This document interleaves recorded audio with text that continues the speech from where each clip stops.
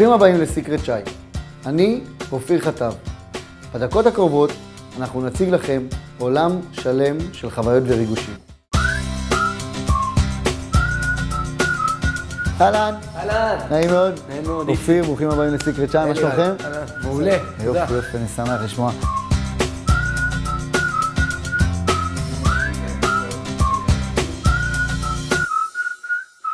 בואו נתחיל מהבסיס ברשותכם, תשתפו אותי, מכירים את העולם המדהים הזה שנקרא צעצועים מבוגרים? יש צעצועים, יש בת זוג, אין בת זוג, דברו אליי. אני אישית לא מכיר כלום, כאילו, אתה יודע, אני נראה לי חי את שנות ה-80, אני יודע כאילו מה זה, אתה יודע, הגומייה כאילו, וזהו. לפני שנכנסתי, חשבתי שאני יודע ואני פרופסור, אבל אחרי שאתה יודע שאני פה מסתובב לי גם הראש. זה מזכיר לי שהייתי ילד ואבא שלי היה לוקח אותי לחנות ממתקים, אחד על אחד. טוב, להגיע לפה, חשבת שאתה יודע הכל. בואו נתחיל בעצם העובדה שכמו שבטח שמתם לב, זה לא סוד כזה גדול, איציק ואלירן היקרים, גבר ואישה זה שתי דברים שונים. עד לכאן, נכון? מסכימים איתי? כן. יופי.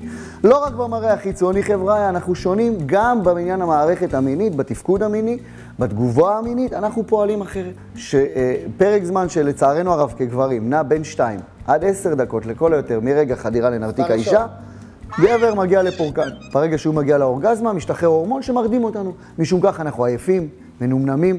גוף האישה, אמרנו, עובד אחרת. לאישה, רק להשכלה כללית, לוקח בין רבע שעה עד 45 דקות להגיע לאורגזמה הראשונית שלה. האורגזמה, כביכול של הגבר, היא נגמרת יותר מהר מהאורגזמה של האישה. גבר, סביר להניח שהוא גומר בין רבע שעה ל10 דקות. האישה, זה לוקח לה בין 40 דקות.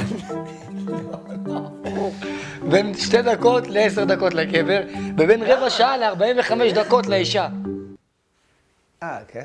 מה הם עוד כאילו? שוואנס אישה מגיעה לפורקן, פאק משתחרר הורמון, אוקסיטוצין שמו, שמהיר אותה. נותן לה לרצות עוד, ועוד, ועוד. ברגע שאתה מביא את הבחורה לאורגזמה הראשונה, אז השנייה באה יותר מהר, והיא רוצה עוד, ועוד, ועוד. מוכח מדעית שאישה יכולה להגיע חברה עד 12 מעגלי אורגזמה באקט מיני אחד.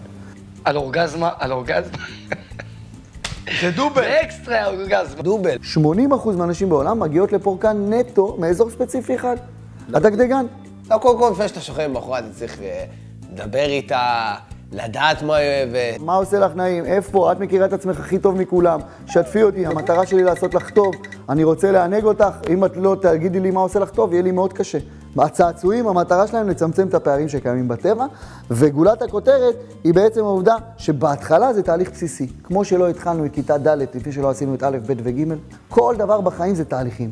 גם בעולם המדהים הזה זה תהליכים. מתחילים מדברים שהם לא פולשניים, לא חודרניים, לא מאיימים. שאתה רואה דבר כזה, זה מאיים עליך החיים שלי? עליי? בכלל, על גבר. נראה לך שדבר כזה יכול לאיים? גם על, את האמת שגם על אישה, אבל זה... יפה, אז זה לא מאיים, לא על הגבר, לא על האישה. המוצר הבסיסי הזה, שמו המקצועי רוקט פוקט. הוא מכניס אותי לחנות, פתאום מראה לי את הרוקט פוקט. לא יודע, דברים, רוקט פוקט, לא יודע, כאילו, אנחנו רוצה, מה בן אדם יודע? ויברטור, רוקט פוקט. עכשיו אני יודע כאילו את הרוקט פוקט, שזה נצמד. רוקט פוקט. לא, זה נצמד לפין, נכון? זה נצמד לפין.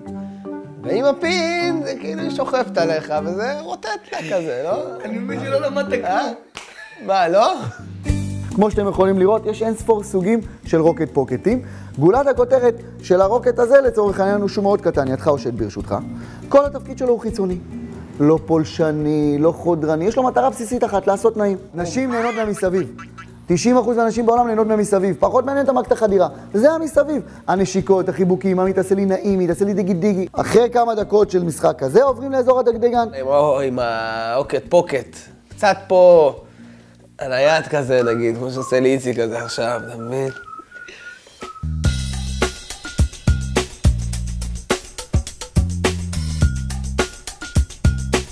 טבעת רטט. היא מוצר מאוד מאוד זוגי. גולת הכותרת של הטבעת, אלירן, 2 אצבעות או שט, שאת הטבעת בצורה כזאת מלבישים על איבר המין. בבית זה על איבר המין, חיים שלי, לא על האצבעות, כן? ברגע שאנחנו מלבישים את הטבעת על איבר המין, שים לב איציק מה קורה, בת הזוג עולה עלינו, היא מרגישה את הרטט כאן על איבר המין, אתה שם לב? שהוא רוטט, כן. זה משליך לאיבר המין כביכול, ואז איבר המין שלו לא רוטט, ועל אזור הדגדגן, יפה, יש רטט מאוד מאוד עוצמתי. אתה מלביש אותו, ואז פשוט יודע. ברגע שזה, אתה גם לא צריך להקפיץ את הגוף. אז פה זה מגיע לנקודת ה-G שלה. יש בחורות שגורמות מהנרתיק ויש מהדגדגן. זה בדיוק מגיע לדגדגן. הבנת? טוב, בראש ובראשונה, באיבר המין של הגבר, למי שלא יודע, יש תוורידים הכי דקים בגוף האדם. מספיק שאנחנו מצמצמים במקצת את זרימת הדם באיבר המין שלנו, הרי לנו עיכוב של הגמירה בכמה וכמה דקות מספר. באותה נשימה, הרטט מזרז את הגמירה של האישה. ואז מה קורה? אנחנו מגיעים לנקודת השוויון, המושג לגמור ביחד, מה שאנחנו תמיד רוצים. רוב הזמן מנסים, ומעט מאוד פעמים מצליחים, יוצא בצורה מאוד מאוד מאוד פשוטה וקלה. למה? כי כמו שאמרנו, זירזנו את תהליך הגמירה של האישה, עיכבנו את תהליך הגמירה של הגבר, הגענו לנקודת השוויון. עד עכשיו ראיתי כאילו כמה כלים פה, וכאילו זה הקטע שזה מסקרן אותי, כאילו באמת, זה לא מסקרן אותי מהקטע, אני מבין שעד היום אולי עבדו עליי, אנשים, כאילו, יכול להיות שהם סתם צעקו. דיברנו על כך שבסופו של יום גבר ואישה זה שתי דברים שונים, שיש פערים מטורפים בכל העניין שנקרא הגעה לפורקן מיני, מטרה לצמצם את הפערים שקיימים בטבע, הצעצועים, רוקט פוקט וטבעת רטט, אלו הכלים הבסיסיים והראשונים להיכרות עם העולם המדהים הזה, שנקרא צעצועים מבוגרים.